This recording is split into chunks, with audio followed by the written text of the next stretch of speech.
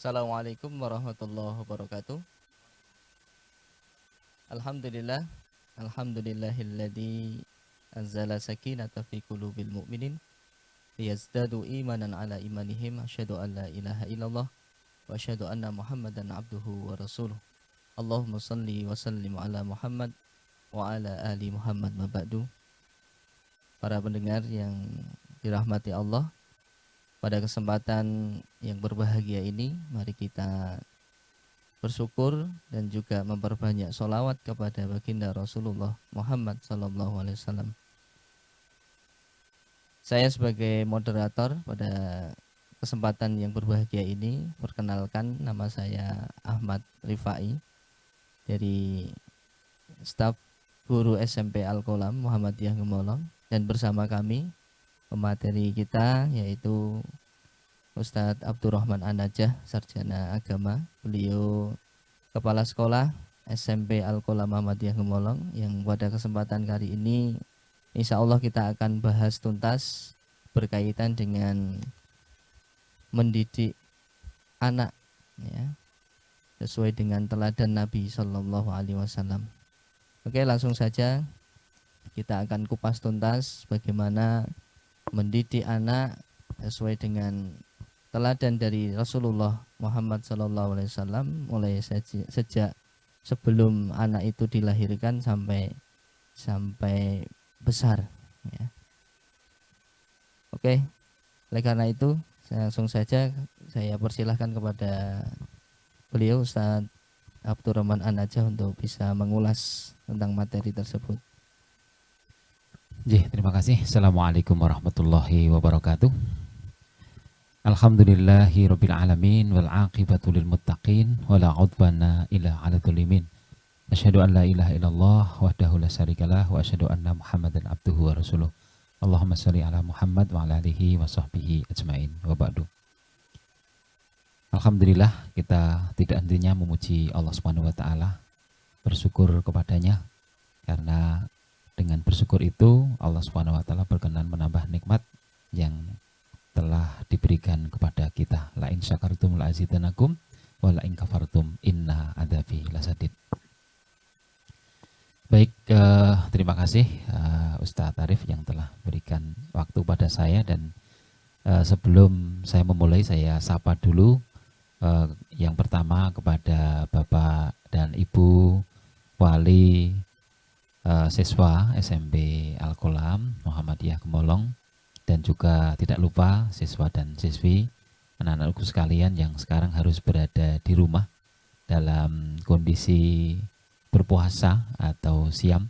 Semoga Allah Subhanahu wa taala memberikan kekuatan kepada kita untuk bisa melaksanakan siam Ramadan dan melaksanakan amal ibadah di bulan Ramadan ini dengan maksimal, ya. Baik di siangnya maupun di malamnya kita hidupkan dengan qiraatul Quran, ya, tilawatil Quran, dan juga sholat tarawih, kemudian juga membaca Al-Quran sesuai dengan target, ya. Target kita untuk anak-anak kita berapa, Ustaz? Minimal 2 kali khatam. 2 kali khatam, ya. Kalau untuk ustadz-ustadznya berapa? Ustadznya 3 kali. Ustadznya 3 kali, ya. Kalau ustadznya 3 kali, kalau Bapak kepala sekolahnya berapa? Iya, kalau kami memang berusaha nanti cobalah 4. Kalau kemarin hitung-hitungannya, kalau mengkhatamkan 1 kali, asumsinya 1 juz itu 10 lembar, ya, 10 untuk lembar. Yang mushaf yang ya 10 atau 11 lembar. Kemudian kalau kita punya target menghatamkan 1 bulan sekali, berarti setiap hari harus berapa lembar itu? 10 lembar. 10 lembar, ya. Kalau 2 kali berarti ya 2 kalinya. Iya, 20 lembar. Dan begitu selanjutnya. Selanjutnya saya akan melanjutkan kaji kita berkaitan dengan parenting Islami, yang tentu sekali lagi parenting ini cukup luas sekali cakupannya. Untuk kali ini saya akan melanjutkan tentang kedudukan seorang anak bayi, ya, bayi. Jadi Ketika seseorang sudah bertemu terikat dalam sebuah ikatan rumah tangga, kemudian Allah Subhanahu wa taala memberikan kepadanya keturunan, ya. Disinilah pentingnya seorang tua itu harus belajar berilmu tentang membangun keluarga ini, tidak saja mencukupi apa yang menjadi kebutuhan biologisnya, kebutuhan makan, minum dan yang lainnya, tetapi sesungguhnya ada kebutuhan yang lain yang sesungguhnya lebih urgent, yaitu kebutuhan tentang ilmu. Yang kebutuhan kita terhadap ilmu itu sesungguhnya melebihi daripada kebutuhan kita terhadap makan dan minum. Baik Bapak Ibu para pemirsa dan semua yang bisa mendengarkan siaran ini, ada istilah namanya singket ya, singket. Singket itu apa itu, Ustaz? Singket itu adalah seorang bayi yang lahir dari rahim ibunya tentunya ya, yang lahirnya itu prematur, kemudian dalam keadaan sudah meninggal. Jadi meninggalnya itu sudah ada di ketika berada di kandungan. Itu ada batasan usianya enggak, Ustaz? Atau Ya, setelah ruh ditiupkan atau?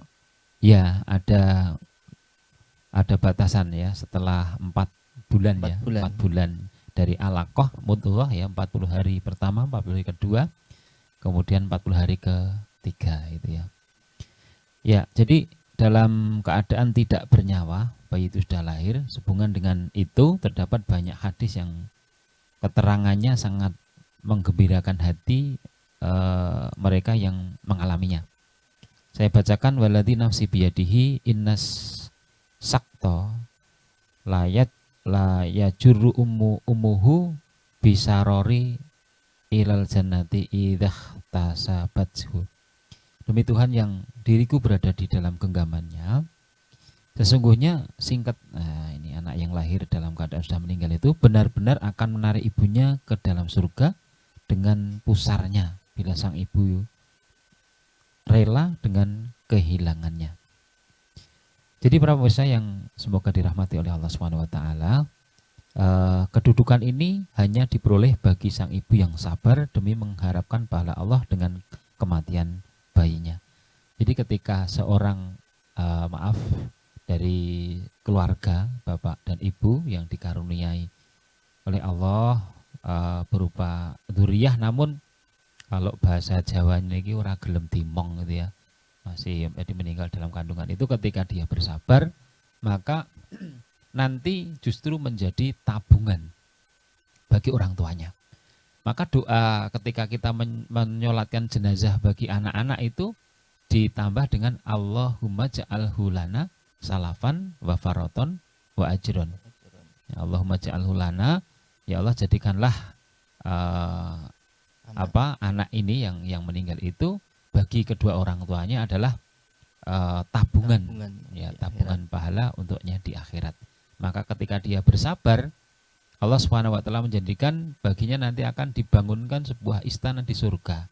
Istananya itu diberi nama Baitul Hamdi.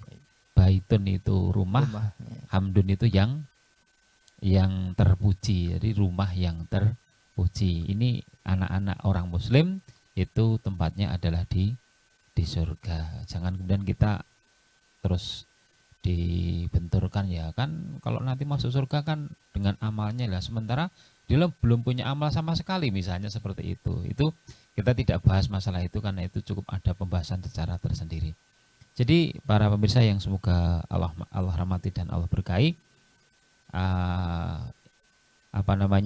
yang disebut dengan as-sakto atau singket tadi, ini adalah bayi yang lahir dari rahim ibunya dalam keadaan tidak bernyawa, dan ini dia tidak rela nanti ya, tidak rela apabila dia melihat kedua orang tuanya dimasukkan ke dalam neraka. Maka dia akan meminta dengan mendesak, merengek-rengek sebagaimana seorang anak ya, merengek kepada orang tuanya untuk kedua orang tuanya itu bisa diangkat ke surga. Ini kan, apakah itu termasuk bentuk syafaat itu? Iya, ini kan termasuk syafaat dari yang diberikan bukan kepada nabi dan bukan kepada rasul, tetapi kepada manusia biasa karena pertalian nasabnya. Nanti ada nasab yang lain, ada syafaat yang lain ya Ustaz ya, yaitu bagi para penghafal Al-Quran. Jadi orang-orang yang anak-anak yang menghafalkan Al-Quran 30 juz ya, 114 surat itu di yaumil kiamat, dan dia juga menjaga hafalannya itu, nanti diberi kesempatan untuk memberikan syafaat kepada tidak hanya ayah ibunya bahkan, tetapi adalah 70 anggota keluarganya. Maka subhanallah dan selamat bagi Bapak Ibu yang hari ini mendapatkan rezeki berupa anak yang semangat untuk menghafalkan Al-Quran dan nanti bisa menjaga hafalannya itu, ya, menjaga. Tidak hanya sekedar hafal ya. Iya, tidak sekedar hafal, ya, menjaga hafalannya itu untuk tetap dibawa sampai kematiannya, seperti itu. Karena menghafalkan itu juga sulit, tetapi lebih sulit untuk menjaganya. Jadi Bapak Ibu para pemirsa yang semoga dirahmati oleh Allah Subhanahu wa taala, dengan ini sesungguhnya keluarga ini harus mempunyai sifat kesabaran. Utamanya adalah menghadapi satu musibah. Musibah yang kita maksud di sini adalah musibah karena kematian dari anggota keluarga, dalam hal ini adalah anak. Di pertemuan yang lalu kita sudah sampaikan kisahnya Abu Tulkah dengan Ummu Sulaim atau Rumaisah itu, yang cukup luar biasa sekali, menginspirasi untuk kita semua. Nah, selanjutnya ketika anak itu lahir, ya, ini ada syariat untuk mengumandangkan azan. Ya, azan pada telinga kanannya dan kemudian di telinga kirinya. Ini kita bacakan hadisnya terlebih dahulu. Bismillahirrahmanirrahim.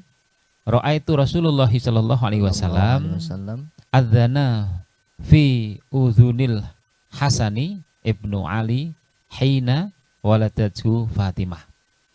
Jadi aku melihat Rasulullah sallallahu alaihi wasallam, ini diriwayatkan oleh Abu Rafi' yang beliau menceritakan, aku melihat Rasulullah sallallahu alaihi wasallam menyerukan azan di telinga Al Hasan ibnu Ali saat baru dilahirkan oleh ibunya, yaitu Fatimah. Bapak Ibu rahimakumullah, jadi hadis ini ada yang menyebutkan memang hadisnya dhaif. Ya, hadis dhaif. Tetapi memang hadis ini ada syahid. Ada syahid artinya ada penguat hadis yang senada atau semakna, yang itu diriwayatkan oleh para perawi yang kuat. Ya, akhirnya kemudian dia terangkat, artinya masih derajatnya naik, ya, derajatnya naik dan bisa dipegangi, ya. Jadi hadis dhaif itu tidak semuanya kemudian tidak dipakai, karena kalau nanti hadis semua dhaif itu kemudian tidak dipakai, itu banyak keutamaan atau hikmah-hikmah yang kemudian nanti akan ditinggalkan oleh umat Islam. Ini kita juga hati-hati, kecuali hadis maudhu. Kalau hadis maudhu itu hadis palsu, ya. Itu memang bukan dari Rasulullah sallallahu alaihi wasallam. Ibnul Qayyim al-Jauziyah rahimahullah mengatakan bahwa rahasia dilakukan azan dan iqamah di telinga bayi yang baru lahir ini mengandung harapan yang optimistis agar mula-mula suara yang terdengar oleh telinga sang bayi adalah seruan azan yang mengandung makna keagungan dan kebesaran Allah Subhanahu wa taala serta syahadat yang menjadi syarat utama bagi seorang yang baru masuk Islam. Dengan demikian, tuntunan pengajaran ini menjadi perlambang Islam bagi seorang saat dilahirkan ke dunia ini. Hal yang sama juga dianjurkan pula agar yang bersangkutan itu dituntut untuk mengucapkan kalimat tauhid ketika di saat dia nazak atau meregang nyawa atau sakit ketika sakaratul maut. Jadi ketika sakaratul maut itu juga karena ada hadis Rasulullah, man qala, barang siapa bisa berkata la ilaha illallah di akhir hayatnya, maka dia dakhala jannah, masuk surga. Maka kita bagi kita maaf seorang muslim, kita mohon pada Allah Subhanahu wa taala, ya, matikan saya dengan kalimat la ilaha illallah. Nah, kewajiban kita orang-orang yang sehat terhadap orang anggota keluarga kita yang saat itu sedang sakit keras, ya, sakit keras yang mungkin sudah tidak lagi ada harapan hidup gitu ya. Artinya memang itu sudah sakitnya ya mungkin sudah menaun, sudah lama, sudah keluar masuk rumah sakit dan seterusnya, usianya juga sudah sepuh, katakanlah seperti itu. Memang tidak boleh meminta kematian, nggak boleh. Tetapi ada doa, Allahumma ahyini idza kanatil hayatu khairul li wa tawafani idza kanatil wafatu khairul li.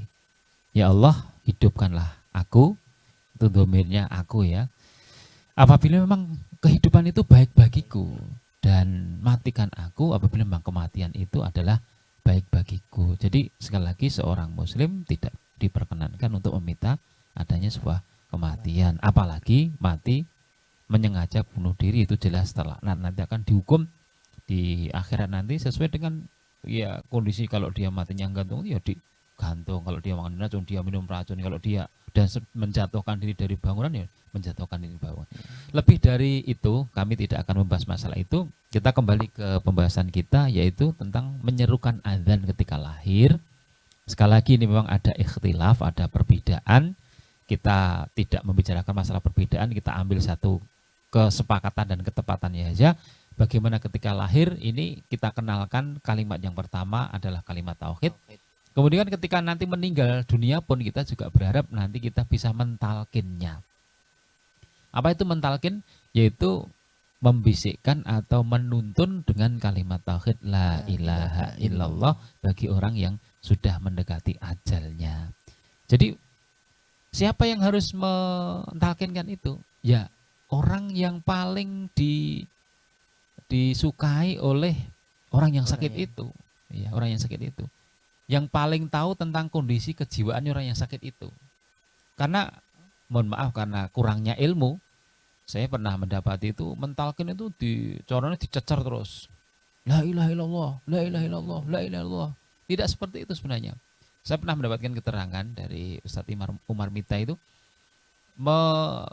menuntun kalimat tauhid, mentalkin itu ya kan ini. Jadi ketika itu kita bisikkan dengan perlahan, ya Abi atau ya Umi, ya Ami, silakan siapa yang dihadapi itu dengan kelembutan kita ucapkan kalimat la ilaha illallah. Kemudian dia bisa mengucapkan kalimat itu la ilaha illallah. Kalau sudah terucap kalimat itu ya sudah sekali itu saja. Jangan diulang-ulang. Karena intinya yang menjadi kalimat terakhir. Kecuali nanti kalau dia kemudian mengatakan saya minta minum, berarti kalimat terakhirnya tidak la ilaha illallah tapi minta minum. Ya kasih minum, kita minum. Kemudian ditalkin kembali. Iya, kemudian ditalkin lagi.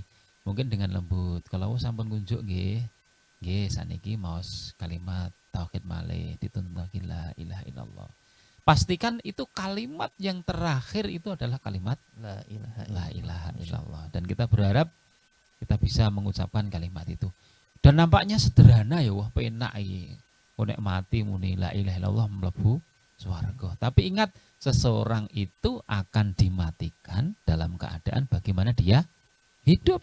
Kalau hidupnya nggak pernah mengelafalkan kalimat itu, ya tidak mungkin dia bisa mengucapkan kalimat itu. Kita sedikit menggok ke pembahasannya. Saya pernah mendapati membaca di sebuah buku ya. Ada orang ketika meninggal itu sama-sama dia itu ahlu sholah. Ya, ceritanya itu ada seorang kawan ketika dia berjalan bawa mobil, ya mobil kayak yang tempat cadangan bannya itu di belakang loh Ustaz. Nah tiba-tiba mobilnya itu kempes. Nah, kemudian dia minggir, kemudian dia melepas bannya itu, kemudian dia mengambil ban cadangan itu di belakang itu. Nah qadarullah tiba-tiba dari belakang itu ada mobil. Mungkin truk, ya mungkin sopirnya ngantuk atau seperti apa, yang kemudian menabrak orang yang sedang membongkar ban cadangan itu, dipepeti karo mobilnya dia sendiri. Nah qadarullah juga ketika itu ada seorang yang melewati, tahu kan, ini mobil teman saya. Setelah kok ada peristiwa apa, dia kemudian minggir, innalillahi wa inna ilaihi raji'un. Ternyata benar ini adalah teman saya. Maka dia tolong, dia angkat ke mobil, posisinya sudah sakaratul maut. Dan ketika itu dia mentalkin ya, mentalkin sesuai dengan ilmunya. Dia talkin untuk dituntun membaca kalimat tauhid la ilaha illallah. Tetapi apa yang terjadi, teman? Dia sangat heran sekali karena ternyata seorang teman ini tidak keluar satu kalimat tauhid itu dari mulutnya, tetapi yang keluar itu adalah lantunan-lantunan lagu. Padahal ahlus sholah ya. Ya, dia itu ahlus sholah. Subhanallah. Maka ini tentunya menjadi satu ya perenungan untuk kita semua ya. Di mobil kita, di rumah kita, itu alangkah baiknya memang untuk bisa kita banyak perdengarkan ya murotal kan seperti itu ya. Pengajian. Kalau lah mungkin ya ini ceramah-ceramah para asatid ya. Mungkin kalau harus ada Lagu. nasid ya siapnya ya nasid-nasid yang memberikan Yang semangat lah, memberikan semangat karena nanti dalam pembahasan parenting ini ternyata juga diperlukan juga dalam usia tertentu itu anak itu diajarkan tentang bagaimana mengenalkan Allah itu lewat nasid. lewat Ya, lagu-lagu. ya memang ada yang mengatakan apa kalau di Muhammadiyah itu yang saya baca memang ada yang sifatnya itu haram mutlak. Okay. Misalnya lagu-lagu yang di situ yang itu syairnya sudah seronok, kemudian mengundang syahwat. mengundang syahwat, apalagi dilantunkan oleh seorang bidu wanita yang pakaiannya juga seperti itu jelas keharamannya.